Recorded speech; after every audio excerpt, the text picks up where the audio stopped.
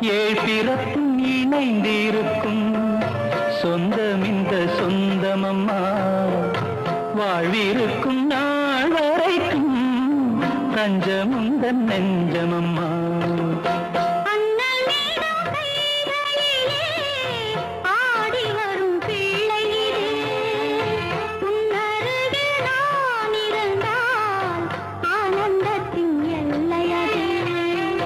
காயத்ரி மந்திரத்தை உச்சரிக்கும் பக்தனம்மா.